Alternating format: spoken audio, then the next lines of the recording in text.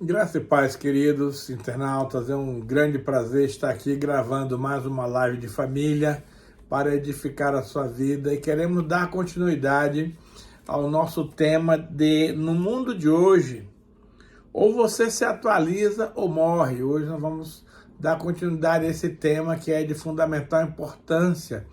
E o tópico de hoje vem para o seguinte, A multiplicação da ciência hoje nos mostra que estamos no tempo do fim. Veja lá Daniel, capítulo 12, verso 4, que diz assim: E tu, Daniel, fecha essas palavras e sela este livro até o fim dos tempos. Muitos correrão de uma parte para outra e a ciência se multiplicará. Vamos orar, queridos. Pai, muito obrigado por esse momento precioso que nos dirigimos aqui aos teus filhos e às tuas filhas, passando uma mensagem do coração de Deus para o coração do seu povo. E quero pedir, Pai, a direção do Espírito Santo para essa ministração, que eu possa, meu Deus, ser fiel, que eu possa ser muito claro, muito objetivo naquilo que eu pretendo passar para os nossos amados.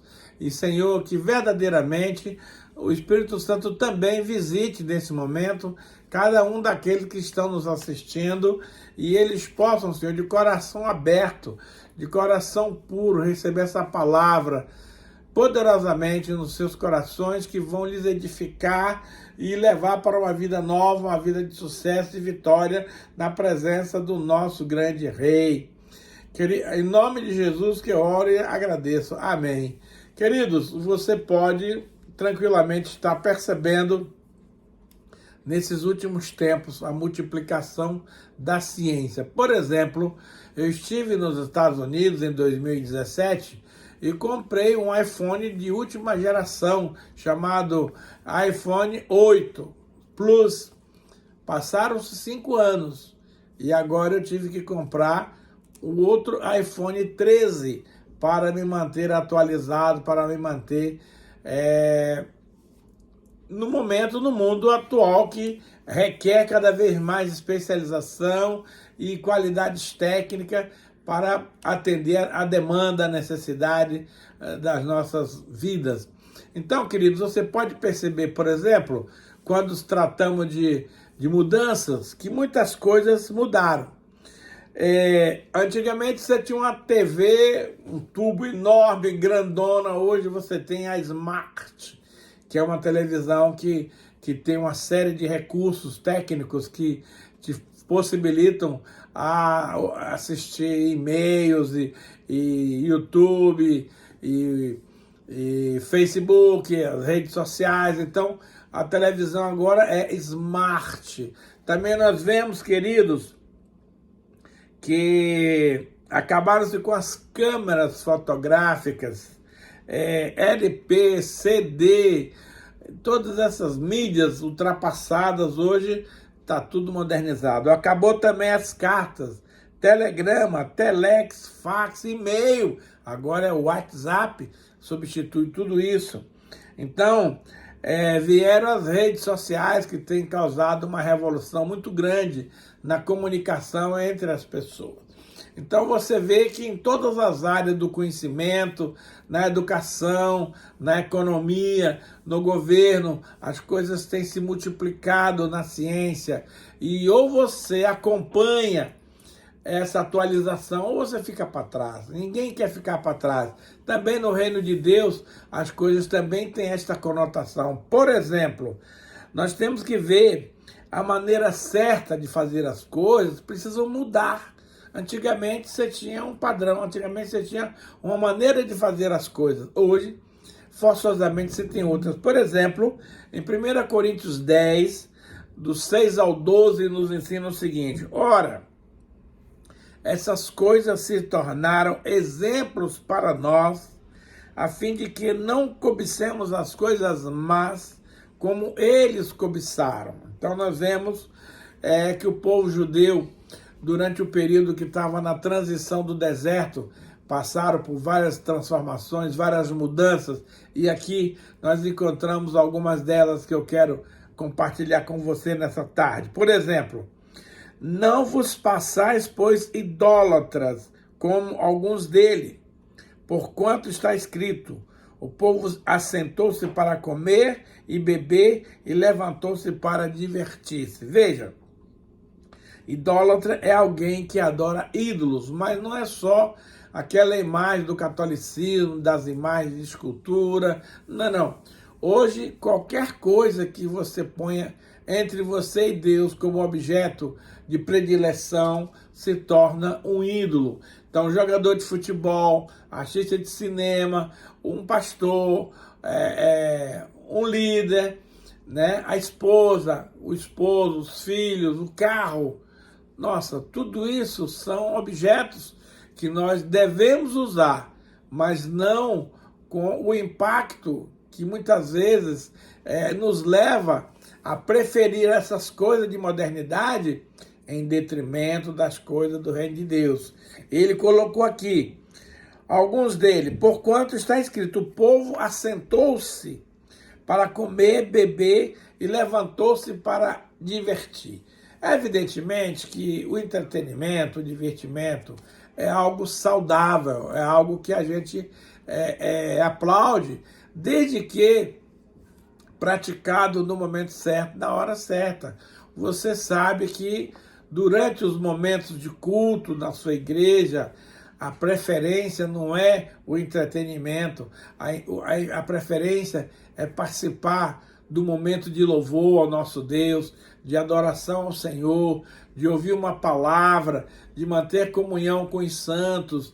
Então, nós temos que voltar a dar importância para esse ato e não apenas, domingo à tarde eu vou dar um passeio aí na cidade e aí fica lá até 10 horas da noite, perdeu o culto, perdeu tudo. Então, não é nada errado você passear, é saudável, porém, nós precisamos distinguir as nossas prioridades. O que mais que eles fizeram? Praticaram a imoralidade, e não pratiquemos a imoralidade como alguns deles fizeram, e caíram num só dia 23 mil pessoas. Queridos, hoje nós estamos vivendo uma era de permissividade, onde tudo é permitido, e no reino de Deus não é assim que as coisas são recomendadas. Por exemplo, a sexualidade entre o casal é algo plenamente desejável, e a gente precisa, como marido e mulher, praticar essas ações que agradam o coração de Deus. Porém, o sexo fora do casamento, entre solteiros, chama-se fornicação. Entre os casal, o homem casado que se relaciona com outra mulher, chama-se adultério. Então nós temos que cuidar em não praticar essas coisas, porque alguns deles fizeram lá no Egito, na caminhada para Canaã, e num só dia morreram 23 mil pessoas. Querido, Deus é amor, mas Deus também é fogo consumidor. Tem coisas que Deus não tolera, que Deus não aceita. Por exemplo, não ponhamos o Senhor à prova, como alguns deles já fizeram e pereceram por mordedura de serpente. Eu já vi muitos líderes evangélicos determinar as coisas para Deus. Senhor, se você não me der essa bênção até o dia X, eu saio da igreja. Querido, que bobagem é essa? Quem é que pede de sair da igreja? Não é a igreja, é você. Então você não pode impor a sua vontade à vontade de Deus. Deus é soberano, Deus é independente, Deus faz o que quer na hora que quer. Cabe a nós nos submetermos ao senhorio do nosso Deus e aceitar que Ele faça as coisas do seu jeito, no seu tempo e ao seu modo. Nem murmureis, como alguns deles murmuraram, e foram destruídos pelo murmurador. Eu fui ao dicionário para saber qual era a definição de murmureis. Achei uma coisa muito interessante. Murmurar significa resmungar, falar baixinho, sussurrar, ficar fazendo como aquele desenho do Zé Buscapé. Ei, Deus não suporta murmuração. Se você quer tratar as coisas, trate em nível audível, em nível normal, na oração, em algum momento que você possa falar com o Senhor. Mas esse negócio de ficar falando baixinho, reclamando, xingando, murmurando, Deus não suporta. E por causa disso, muitos foram destruídos pelo exterminador. Agora, olha que coisa interessante. Estas coisas lhe sobrevieram como exemplos e foram escritas para advertência nossa, de nós outros, sobre quem os fins dos séculos têm chegado. Essa própria palavra aqui nos remete ao final dos tempos que hoje nós estamos vivendo. E aqui eu acho muito interessante esse último versículo, que ele diz assim, ó: aquele, pois, que pensa estar em pé, cuide que não caia. Então, meus amados, tem muita gente aí estufando o peito e se ufanando, dizendo que não, comigo está tudo bem, porque eu sou um homem de Deus, eu ando no caminho do Senhor, eu não ando me envolvendo com os pecados, com isso, com aquilo. Meu amigo, é tempo de humilhação, é tempo de submissão, é tempo de humildade diante daquele que fez os céus e a terra. Então, se você pensa que está em pé, pode ser que você já tenha caído a tempo e nem saiba. Portanto, fica ligado, fica atento. Uma coisa também, querido, que nós queremos tratar nesse momento é sobre a questão que Jesus não veio anular a lei, mas ele veio atualizar os preceitos e os conceitos. Tem muita gente que acha que a lei acabou, que agora é só a graça. Ei, você está completamente equivocado. E nós vamos estudar nesse momento esses versículos aqui de Mateus capítulo 5, do famoso Sermão da Montanha, e você vai aprender muita coisa aqui que você não sabe. Tem muita gente que diz, mas agora nós estamos na graça. Parabéns. Eu quero te dizer, meu amado, minha amada, que a graça é mais difícil do que a lei. Eu vou provar aqui por quê. Olha o que Jesus nos diz aqui em Mateus 5, 17 e 18. Não penseis que eu vim revogar a lei ou os profetas. Não vim para revogar. Vim para cumprir e ampliar. Jesus veio ampliar a lei, amados. E você vai ver que dureza que é isso aqui. Aí ele fala, porque em verdade vos digo, até que o céu e a terra passem, nem um i ou um tio jamais passará da lei, até que tudo se cumpra. Essas letras i e tio são as menores partículas do alfabeto hebraico. Então ele está dizendo, meu amado, que vai passar os céus e a terra, mas a palavra do Senhor não passará.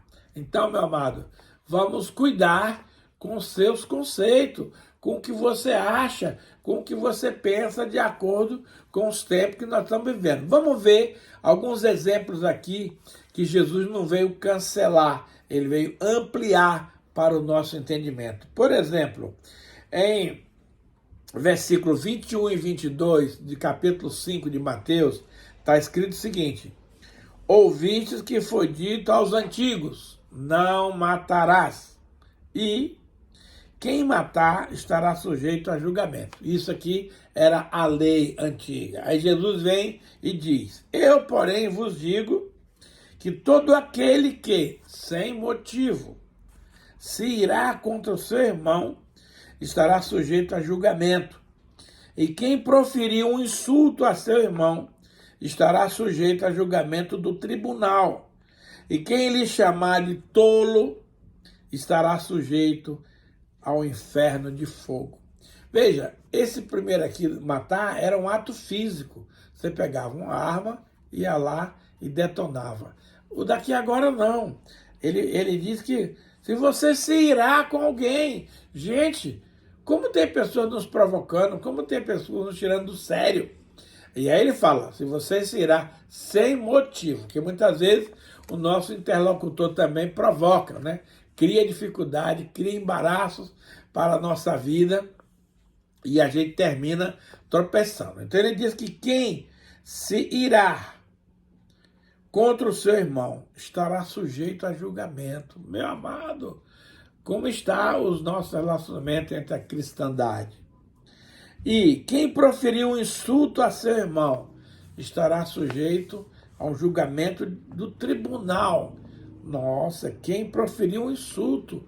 Como a gente gosta, amado, de rotular as pessoas com adjetivos que o desclassificam. É normal isso no meio dos cristãos, mas Jesus não veio para endossar esse comportamento. Pelo contrário, ele veio para lhe coibir, para lhe alertar, para que você não tenha que praticar essas coisas. E mais, quem lhe chamar de tolo estará sujeito ao fogo do inferno. Quantas vezes eu e você já chamamos alguém do nosso relacionamento de tolo, de outros nomes bem mais feios do que esse? Pois saiba que hoje você não pode mais tratar as pessoas dessa forma, porque isso agride, isso ofende a santidade do Senhor. Sabe por quê? Nós somos todos irmãos em Cristo. E quando eu estou falando mal do meu irmão, em extensão, eu estou falando mal do meu Pai, que é o nosso Pai. Então Deus não quer que eu e você tratemos as pessoas desta forma. Pelo contrário, nós precisamos respeitá-los com sua debilidade, sua deficiência e, acima de tudo, amá-los. Versículo 27 e 28 diz assim: ouviste o que foi dito, não adulterarás. Isso é o mandamento da lei mosaica. Eu, porém, vos digo, qualquer um que olhar para uma mulher com intenção impura no coração, já adulterou. Ai, querido, quantas vezes você já adulterou contra a sua esposa, por passar uma mulher na sua frente e você ficar olhando ela até virar a esquina com aquele olhar de jacaré? Amado, se você olhar para uma mulher, seja ela quem for, com intenção impura no seu coração, já adulterou. Antigamente não, o adultério era físico. Você ia para um determinado lugar com uma pessoa e lá você cometia o ato sexual, era consignado ao adultério e você era punido. Hoje, a punição não é só por executar o ato, isso continua sendo pecado, mas hoje ele ampliou. Então, se passa uma mulher na minha frente e eu fico todo bobão olhando, significa que eu já adulterei com ela e preciso pedir perdão para Deus e para minha esposa. Vê como que é viver na graça. É muito mais sério, é muito mais profundo do que você possa imaginar. Capítulo 33 a 34 do mesmo versículo, 33 e 34 do mesmo capítulo 5, diz assim, ó: também ouviste que foi dito aos antigos, não jurarás falso, mas cumprirás rigorosamente para com o Senhor os teus julgamentos. Eu, porém, vos digo, de modo algum jureis, nem pelo céu, por ser o trono de Deus, nem pela terra, por ser o estrado dos seus pés, nem por Jerusalém, por ser a cidade do grande rei, nem jureis pela tua cabeça, porque não podes tornar um cabelo branco ou preto. Seja, porém, a tua palavra, sim, sim, não, não. O que passar disso vem do maligno. Amado, as pessoas estão jurando por qualquer coisa. Eu juro por Deus que não fiz isso, isso, isso. Peraí. Você precisa respeitar, honrar e valorizar a sua palavra. A sua palavra é sim, sim, não, não. Porque o que passar disso vem do maligno. Então, tem muitas pessoas que têm dificuldade de dizer não.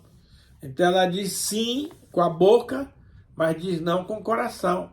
Não vai no compromisso que ela assumiu, pois isso está completamente equivocado. Seja homem, seja mulher de palavra. Se você empenhou a sua palavra num compromisso, não quebre esse compromisso. Não falha, porque isso não agrada ao Senhor. Isso é infringir a lei de Deus.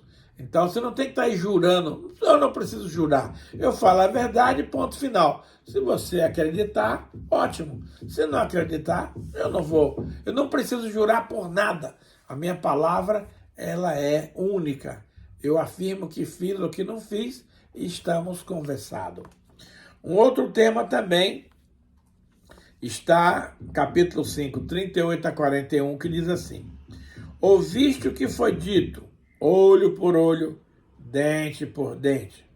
Eu, porém, vos digo, não resistais ao perverso, mas a qualquer que te ferir na face direita, volta também à esquerda, a outra.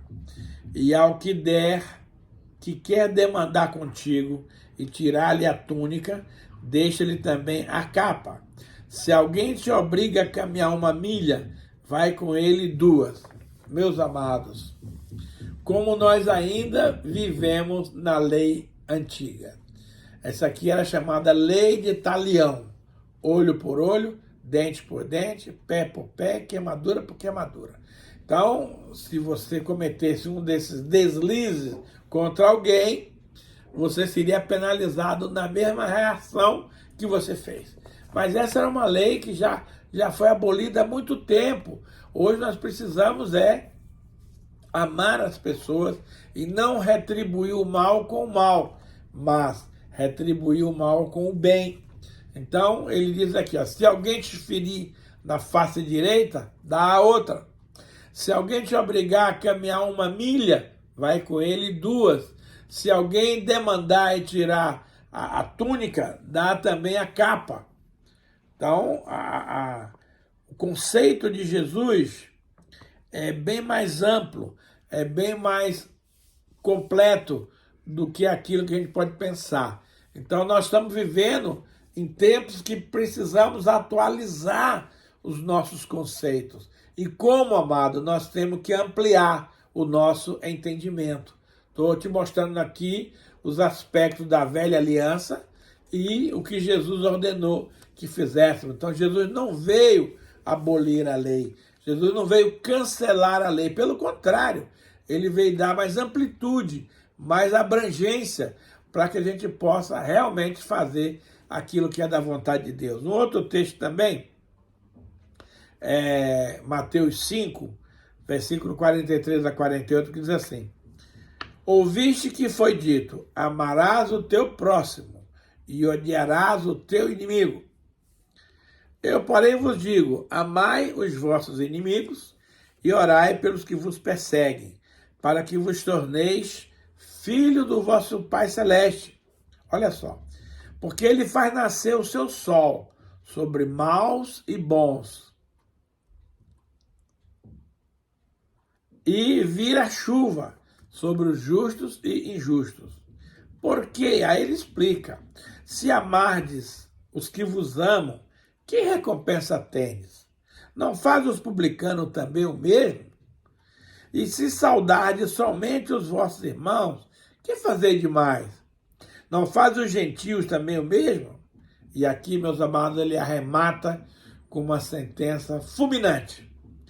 Portanto, sede vós perfeitos, como perfeito é o vosso Pai Celeste. Então, desculpa, aqui o Senhor nos faz uma série de referências a respeito dos nossos relacionamentos. Ele diz assim: ouviste o que foi dito, amai os vossos, amarás o próximo e odiarás os teus inimigos. Ele porém vos diz, não, amai os vossos inimigos e orai pelos que vos perseguem, para que vos torneis filho do Pai Celeste, entendeu? Aí ele vai explicar como que é o nosso Pai, como que o nosso Pai age e que nós devemos agir da mesma forma. Por exemplo, o nosso Pai faz nascer o sol sobre maus e bons. Já imaginou se Deus chegasse, não, hoje eu vou levantar o sol só para os que eu amo e a chuva para os que eu não amo? Aí, e se ele mandasse vir a chuva só sobre os justos, quem é injusto não recebe chuva? Não, amado, Deus não faz isso, não. Ele manda o sol para bons e maus e ele manda a chuva também para justos e injustos. Porque se vocês amarem o que vos amam, que vantagem que tem? Não fazem os publicanos também assim? Ou se vocês saudardes apenas os vossos irmãos, que fizeram a mais? Nada. Os gentios também fazem assim. Então ele faz, portanto, por causa disso, sede vós perfeitos, como perfeito é o vosso Pai Celeste. Então, meu amado, se você quer ser um cristão exemplar, se você quer ser um cristão modelo, se você quer fazer as coisas de Deus, você precisa observar essas recomendações aqui que Jesus nos fez lá no Sermão do Monte. Então, a nossa justiça tem que ir muito além. Jesus falou que se a nossa justiça não exceder, e muito, a dos fariseus, de maneira nenhuma, nós vamos herdar o reino dos céus. A gente quer ser filho de Deus para usufruir das vantagens, das benesses do reino. Mas quando é para cumprir os propósitos, quando é para você fazer a coisa certa, quando é para você dar exemplo para o mundo de que você é uma pessoa diferenciada por ser um filho ou uma filha de Deus, você simplesmente faz igual a todo mundo. Aí, meu amado, não adianta você declarar com a boca que é filho de Deus, se as suas atitudes, se o seu comportamento, se a sua postura nega essa qualidade de filho. E Deus é muito claro quando ele explica muito bem. Eu sei que essa administração está sendo um tanto quanto didática, mas eu não posso fugir da palavra nem dos conceitos que dela nos impõe. Então, por favor, tenha paciência, ouça, procure ver se você está cumprindo isso, que eu tenho certeza que a grande maioria não está, e mude para se atualizar segundo os propósitos do reino. Se você permanecer na velha aliança, você vai estar ultrapassado, você não vai alcançar os seus propósitos. Então, em tudo, nós precisamos mudar. Uma outra coisa, meus amados, que vai acontecer hoje, e muito breve, é que o mundo anda de cabeça para baixo. Cada pessoa faz o que quer, vai para onde quer e fica por isso mesmo. Mas há uma profecia aqui de Isaías que diz o seguinte, ó: nos últimos dias, e são esses dias que estamos vivendo, acontecerá que o monte da casa do Senhor será estabelecido no cimo dos montes e se elevará sobre os outeiros, e para ele afluirão todos os povos. Olha só. Irão muitas nações e dirão: vinde e subamos ao monte do Senhor e à casa do Deus de Jacó, para que nos ensine os seus caminhos e andemos pelas suas veredas. Porque de Sião sairá a lei e a palavra do Senhor de Jerusalém. Querido, o que eu estou fazendo hoje aqui com você é ministrando essa palavra que vem de Sião e de Jerusalém. Essa aqui não é a palavra que o mundo conhece. O mundo conhece outras palavras, outros termos, outras proposições. Mas nós estamos aqui para mudar esse padrão e levar as nações a praticar os princípios do reino, que é o princípio dos relacionamentos saudáveis, do amor, da paz, da harmonia e da felicidade. Queridos, outra coisa que nós precisamos atualizar é o tempo de duração e a liturgia dos nossos cultos precisam mudar. Antigamente a gente pregava 2h30, 3 horas, 4 horas e o povo ficava lá nos escutando. Hoje as coisas não são mais assim. Vamos ver um exemplo aqui do apóstolo Paulo, que gostava de pregar comprido, e você vai ver que também nesse aspecto você precisa se atualizar, se modernizar e se ajustar ao tempo de pressa que nós estamos vivendo, de correria que nós estamos vivendo. Essa palavra em Atos 20, de 7-12, diz assim, ó: no primeiro dia da semana, ou seja, domingo, estando nós reunidos com o fim de partir o pão, aqui ele está falando da ceia do Senhor, Paulo, que devia seguir viagem no dia imediato, exortava-os e prolongou o discurso até a meia-noite. Imagina, Paulão pregando e a turma lá escutando. Havia muitas lâmpadas no cenáculo onde estavam reunidos, e um jovem chamado Eutico, que estava sentado numa janela, adormecendo profundamente durante o prolongado discurso de Paulo, vencido pelo sono, caiu do terceiro andar abaixo e foi levantado morto. Imagina, o cara está assistindo um culto do Paulão, ele esticou o culto, o camarada dormiu, como acontece hoje em muitos cultos evangélicos, cultos sonolentos, comprido, sem maiores motivações, e a pessoa dorme. Chega até a roncar, meu amado. Descendo, porém, Paulo inclinou-se sobre ele e, abraçando-o, disse: não vos perturbeis, que a vida nele está.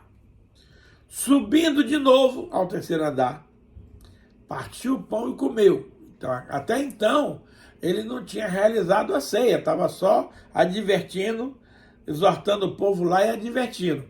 Aí, depois dessa situação, ao invés de acabar com o culto e despedir o povo, não. O Paulão partiu o pão, comeu, e ainda lhes falou largamente até o romper da alva, ou seja, até o amanhecer. E assim partiu.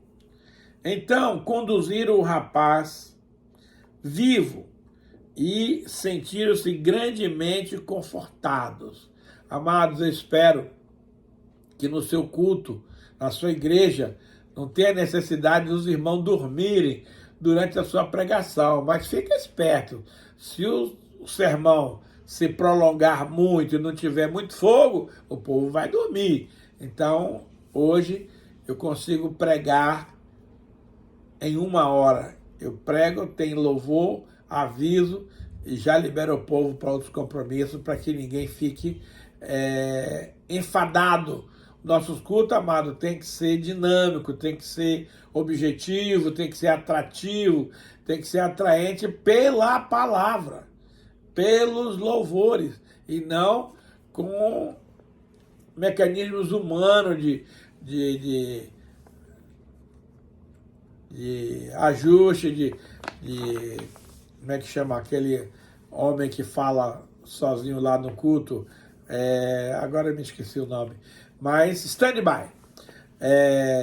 Então, você não precisa de recursos extras para dominar as pessoas.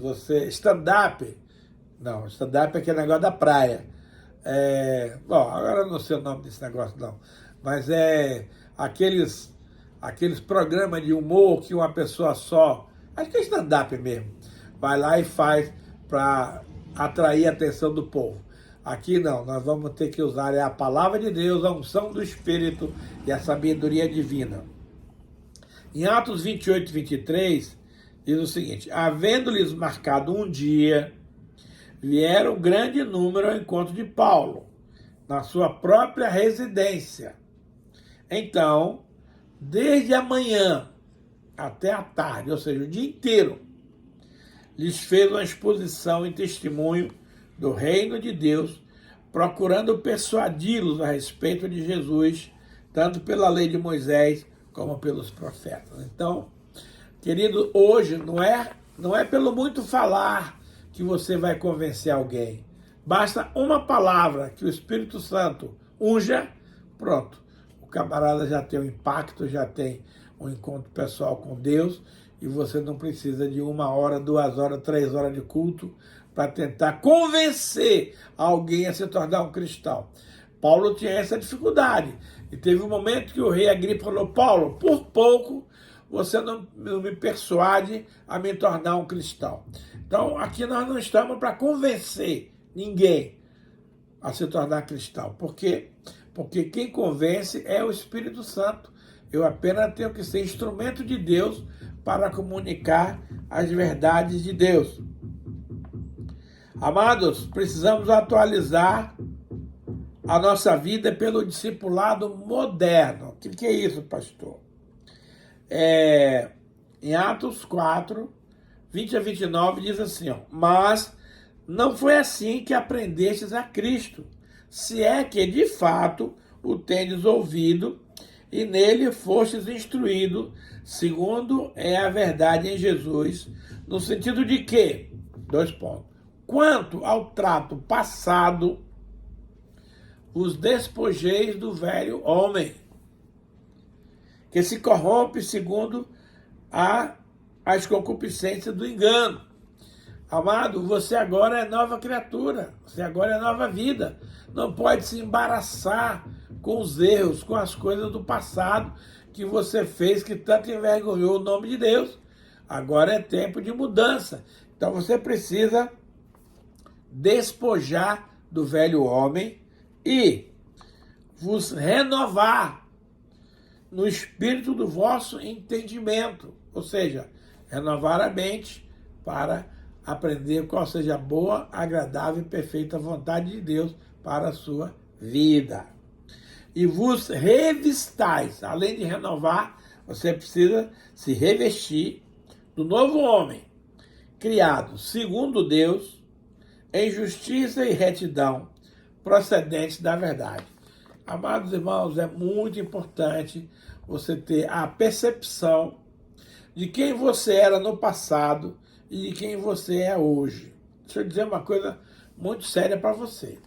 Se você acha que se converteu de verdade, mas continua praticando as coisas do passado, os métodos do passado, os procedimentos do passado, eu lamento te informar que você não nasceu de novo. Você se tornou um crente convencido. Claro, você é um cara inteligente, sabe o que é o certo e o que é errado.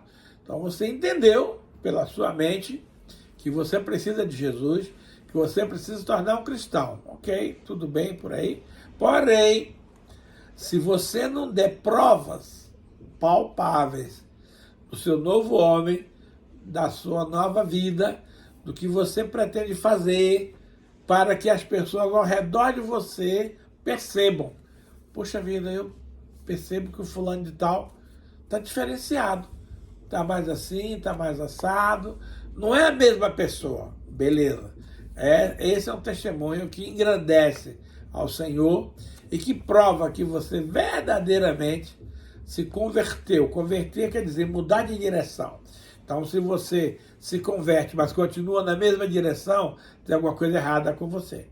Então, a palavra conversão significa mudar de rumo. Você vai em linha reta, vira para a esquerda. Vai em linha reta, vira para a direita. Aí você teve a conversão. E não mais vai praticar aquelas mesmas práticas do passado. E aí ele agora vai ser mais incisivo. Ele vai ser mais diretão. Ele diz assim, ó, por isso, deixando a mentira. Amado, quem que é do mundo natural que não mente? E eu conheço muitos crentes que mentem. E mentem achando que não tem nada demais. E você vai questionar e falar, pastor, mas todo mundo mente. Ei, você e eu não somos todo mundo. Nós somos raça eleita, sacerdócio real, nação santa, povo de propriedade exclusiva de Deus, que Ele nos resgatou das trevas para a sua maravilhosa luz, a fim de que proclamemos as virtudes do Senhor para os nossos amigos, para os nossos irmãos, para os nossos familiares. Então, Ele está ordenando aqui que você deve deixar. Se você até aqui mentiu, ok, se arrependa, peça perdão, e a partir de hoje, não minta mais, porque nós somos membros uns dos outros, tá? Irai-vos e não pequeis, não se põe o sol sobre a vossa ira, nem deis lugar ao diabo. Amado, tem pessoas que só vivem irado. Qualquer coisinha explode. Tem pessoas que têm um pavio curto, outros têm um pavio longo, outros nem pavio tem. Você riscou o fósforo e explodiu. Então veja bem, aqui a palavra não está dizendo que você não pode se irar. Você até pode, não deve, mas pode. Agora, irai-vos e não pequeis. Então aqui tem um segredo. Não se põe o sol sobre a vossa ira, nem deis lugar ao diabo, porque se você der, ele vai usar.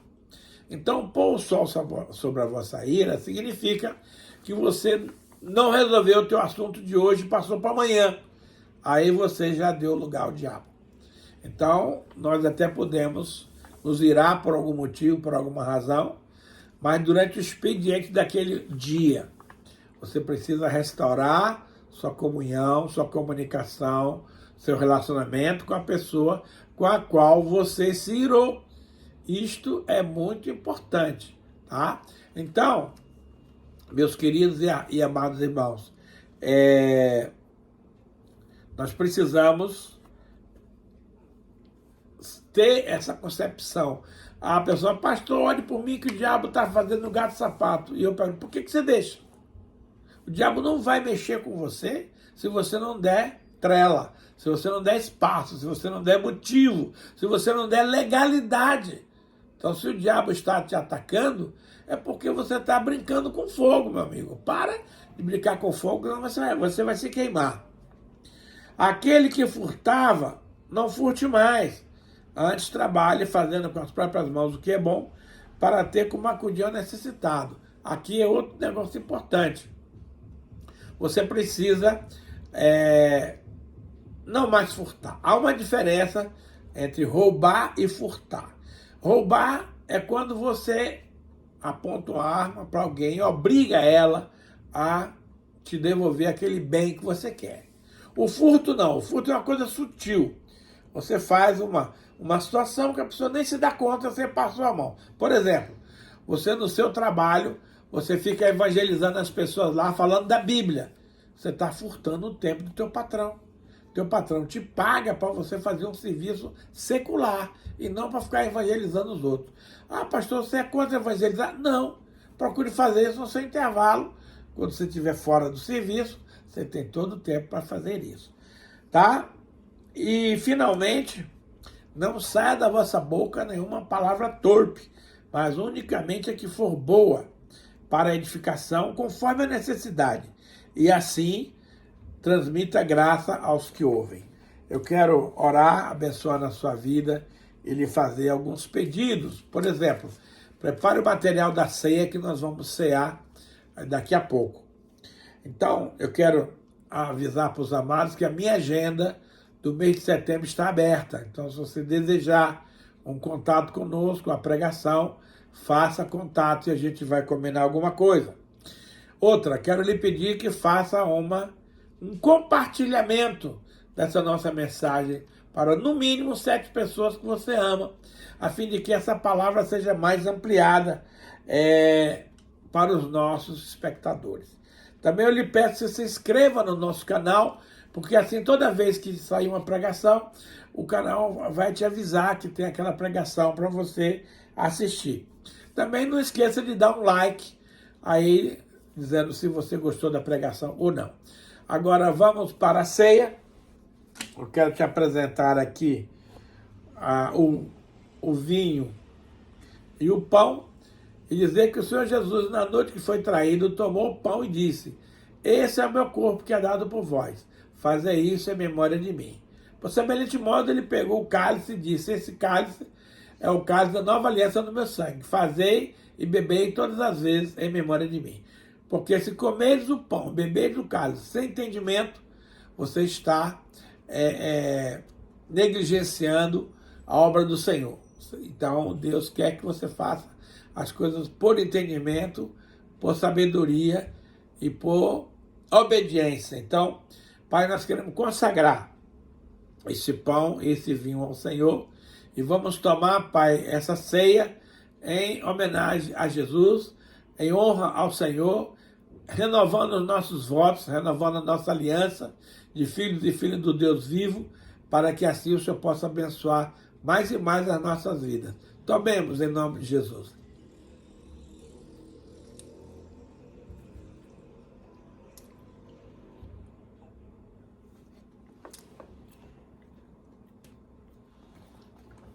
Amados,